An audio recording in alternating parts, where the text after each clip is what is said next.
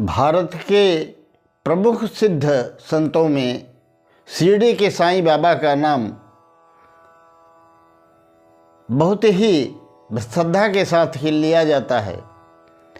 आज भी हजारों लोग शिरडी में जाकर के साईं बाबा की समाधि पर माथा टेकते हैं और अपनी मनोकामना पूर्ण करते हैं। लोगों की अगाध श्रद्धा है साईं बाबा में। एक बार की बात है, साईं बाबा रंभा नाम की एक स्त्री के पास गए और भिक्षा में उन्होंने एक फटा कपड़ा मांगा। कहा, रंभा, क्या तुम्हारे पास ऐसा कोई कपड़ा है जो तुम्हारे किसी काम का नहीं है? रंभा भक्त थी साईं बाबा की। उसने कहा, साईं, पुराना कपड़ा क्यों, आपके लिए बढ़िया से बढ़िया कपड़ा ले आकर दे सकती हूँ। साईं ने कहा, नहीं नहीं, पुराना कपड़ा ही चाहिए। जिस कार्य से जा रहा है यह कपड़ा, वह राम जी के काम में आएगा, भगवान के काम में आएगा, लोगों के कल्याण के काम में आएगा। रंभा फटे कपड़े लाने जाती ही है थे, तब तक केशव पास में आ जाता है और साईं को देखकर बोलता है, साईं, आप यहाँ? मैं तो ऐसे ही तात्या से मिलने आ गया था, क्या मैं आपके साथ चल सकता हूँ? वह साथ हो लिया साईं के और चल दिया। साईं के मन में उधेड़ बुन चल रही थी, जो कि ये घटना हुई थी। घटना इस तरह की थी, कुछ शैव भक्त, शंकर जी के भक्त, भगवान शंकर का गांव के अंदर संस्कृत गान कर रहे थे और वहाँ खड़े सारे लोग मंत्रमुग्ध हो रहे थे। वो साईं के मन में विचार चल रहा था और उन्हें जो आशंका थी उसी के लिए वो जा रहे थे। हुआ यूँ कि वो संत लोग गा रहे थे, जटाटवी गलत ज्वलत प्रवाह पावितस्त्रे गलीवलंबितां भुजंग तुंग मालिकां धगत धगत धगत धगत जल लाट पट पावकी सूर्य चंद्रशेखरे रते प्रत्यक्षणम ममा। बार बार इसका उच्चारण कर रहे थे। वहाँ खड़ी एक लड़की, जो कि नृत्य में उसकी बड़ी रुचि थी, कलाकार थी, वह उस मधुर संगीत से इतना प्रभावित हुई कि वह नृत्य करने लगी। और तब उनमें से प्रमुख जो महात्मा था, उसने कहा, कैसा नृत्य कर रही है, मानो आज शिव साक्षात ही अपना नृत्य कर रहे हैं। उसकी सराहना करते करते वह इतनी तन्मय होकर नाचने लगी कि वो उसका पैर बैलेंस गड़बड़ा गया और वहीं पर वो जाकर के शिव जी के पास गिर पड़ी और उसका पैर फ्रैक्चर हो गया। गांव वाले सभी बड़े दुखी हुए, दौड़ कर गए, उसे उठाए, उसके पिता को खबर दिए, सब ले जाकर के उसको घर पर पहुंचाए। और वो लोग बड़े परेशान हो गए, उदास हो गए। कुलकर्णी नाम का जो वहाँ का प्रसिद्ध वैद्य था, वह भी मौके पर नहीं था। तो उसके जो लड़की थी उसका नाम सुधा था। सुधा के पिता ने जाकर के दूसरे वैद्य को बुलाया और वैद्य ने आकर के उस लड़की को देखा, चेकअप किया, पैर को ठीक ठाक ढंग से देखा और देख करके कुछ छोटी मोटी दवाएं उसे दी, लेप करने को कहा और उसके पैर में खपाची बांध दी। इसके बाद वह वैद्य उसको, सुधा के पिता को बगल में बुला करके बोला कि खेद है कि तुम्हारी बच्ची को बहुत चोट आई है और अब वह एक पैर से बेकार हो गई है, वह कभी एक पैर से नहीं चल पाएगी।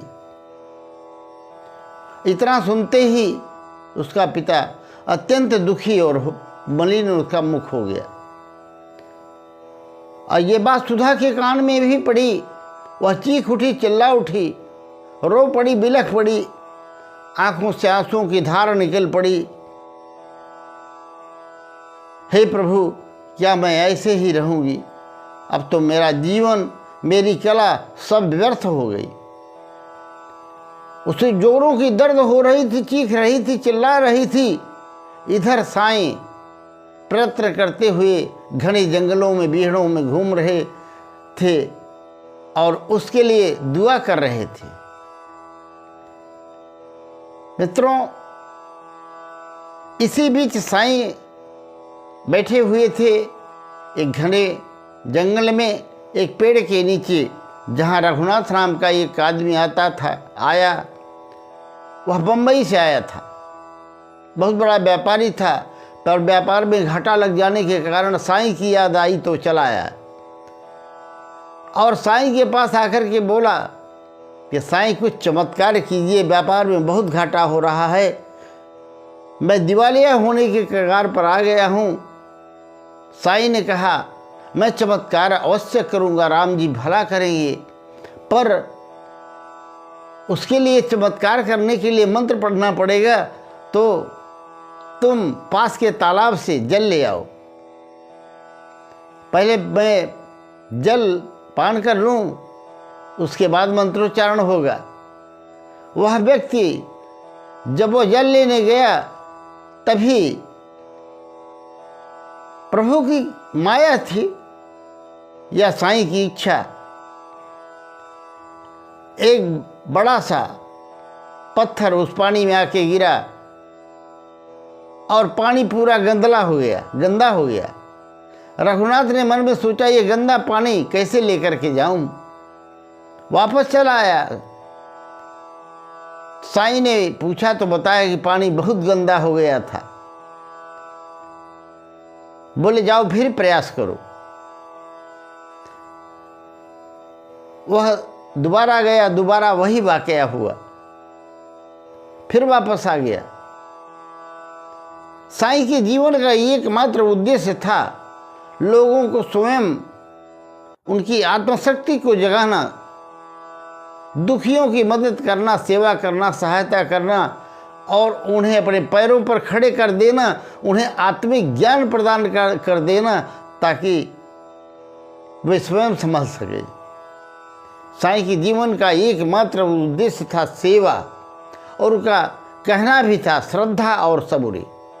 धैर्य और श्रद्धा, ये ईश्वर से मिलाते हैं, ये दो सूत्र उन्होंने दिया। अब रघुनाथ परेशान हो गया था। तीसरी बार गया तो जल बिल्कुल स्वच्छ था, कोई पत्थर नहीं गिरा। अब वह जल भर के जैसे हिलाया तो इधर साईं बाबा ने अपने पास पड़ी कुछ मिट्टियां उठा करके उस जल में डाल दी। रघुनाथ तो अचंभित हो गया कि ये क्या कर रहे हैं साईं बाबा, पीने योग्य जल लाया हूँ, इसमें मिट्टी डाल रहे हैं। पानी गंदला हो गया और साईं बाबा ने पास में रख दिया। रघुनाथ उत्सुकता भरी नजरों से देख रहा था।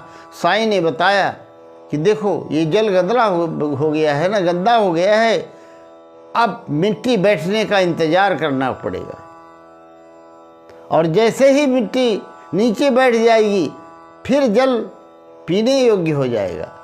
उसी तरह से अभी तक तुम व्यापार में गलत लोगों की संगत में पड़े, बिना विचार किए ऐसे लोगों की संगत करके व्यापार किए, जिससे तुम्हें घाटा पर घाटा लगता रहा, और तुम्हारे अंदर जल्दबाजी बहुत थी, जिसकी वजह से तुम्हें व्यापार में घाटा लगा।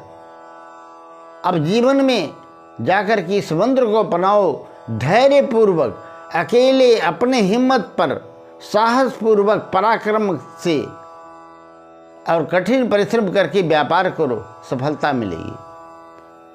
रघुनाथ साईं के चरणों में सिर नवाया और अपने स्थान पर चला गया। उसका व्यापार चल निकला और वह साईं का भक्त हो गया। इधर वह सुधा नाम की जो लड़की थी, वह दर्द से चीखती, चिल्लाती, रोती अपने कमरे में। उसके पिता के बड़े भाई और उनकी पत्नी जो थी, वे लोग उसे कोसते और अपने छोटे भाई को भी कोसते, सुधा को भी कोसते कि अब तो यह लंगड़ी हो गई है, एक पैर से चलेगी, कौन इसकी शादी करेगा। वो सब विचार बना रहे थे, उनको कोसते थे। एक तरफ टांगों का दर्द, असहनीय वेदना, और दूसरी तरफ उनकी बातों का दंश। सुधा झेलते झेलते परेशान हो गई थी और उसका पिता भी मन मार करके सब कुछ सह रहा था। पर साईं तो अंतर्यामी थे, सब जानते थे। एक दिन सुधा को स्वप्न आया जिसमें साईं जी मिले। सुधा देख क्या रही है कि वह बैसाखी के सहारे उठना चाहती है, गिर जाती है, फिर उठती है, गिर जाती है। तभी साईं प्रकट हो जाते हैं और उसकी बैसाखी लेके चलने लगते हैं। सुधा कहती है, अरे साईं बाबा, आप मेरी बैसाखी लेके जा रहे हो, मैं कैसे चल पाऊंगी। साईं ने कहा, बेटे राम जी पे भरोसा रखो, धैर्य रखो, हिम्मत रखो।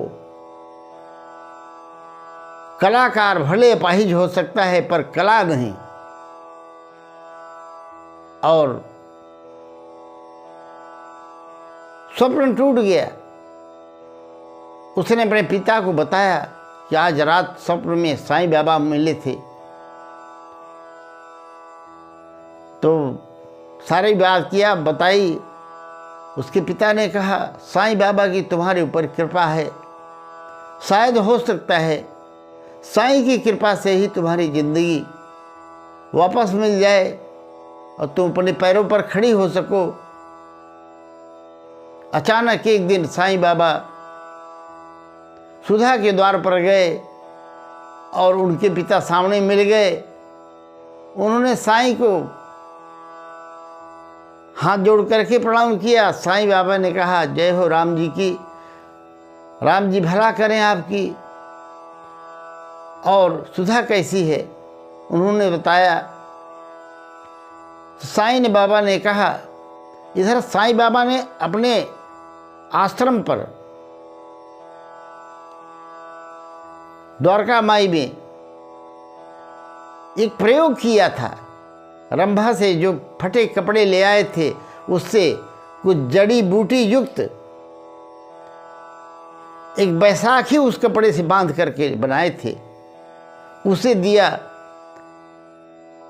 और एक सिक्का निकाल करके सुधा के पिता को दिया।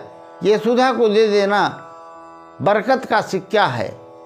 इसके दो पहलू हैं और दोनों के दो रूप हैं। तो वह सिक्का देते समय सुधा से बताया कि आज साईं बाबा मुझसे मिले थे, ये बरकत का सिक्का दे गए हैं। पहले तो मैं नहीं समझा पर अब समझ चुका हूं। जीवन के दो पहलू होते हैं, जैसे सिक्के के दो पहलू होते हैं। जहां दुख है वहीं सुख है, जहां दिन है वहीं रात है। अगर जीवन में दुख आया है तो सुख भी आना निश्चित है, परमानेंट कुछ भी नहीं रहेगा। सुधा को बरकत का सिक्का दिया। इधर उनके बड़े दादा दादी जलीकटी रोज सुना रहे थे। एक दिन साईं भिक्षा लेने उनके द्वार पर आ गए और कहा कि मैं भिक्षा सुधा से लूंगा। किसी तरह से सुधा को उसके पास लाए। बोले, बेटी मैं अन्न की भिक्षा लेने नहीं आया हूं, मुझे तुमसे हिम्मत, साहस, श्रद्धा, धैर्य की भिक्षा चाहिए। यदि दे सको तो तुम दो, और मैं रोज आऊंगा तुम्हारे यहाँ भिक्षा लेने। जब तक नहीं दोगी मैं आता रहूंगा। सुधा अपने परिवार से तंग आकर एक दिन अकेले में घर से किसी तरह से निकल गई और रास्ते में गई तो उसने देखा कि एक अंधा कलाकार चित्र बना रहा था। सुधा चल इसलिए पा रही थी कि साईं बाबा ने उनके घर पर भजन का प्रोग्राम रख करके अपनी कृपा का छोटा सा नमूना दिखाया था, जिससे सुधा अपने पैर के एक पैर पर खड़ी हो जाती थी और बैसाखी के सहारे चलती थी। उसने देखा कि एक अंधा व्यक्ति सुंदर चित्र बना रहा है। सुधा ने कहा मेरा भी चित्र बनाओ। उसने बनाया और जब सुधा को दिखाया तो सुधा आश्चर्यचकित रह गई, कितना सुंदर चित्र हूबहू।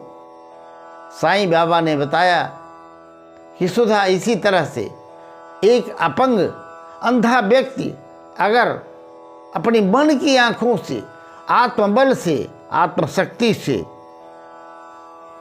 ऊंचाइयों को प्राप्त कर सकता है, सुंदर चित्र बना सकता है।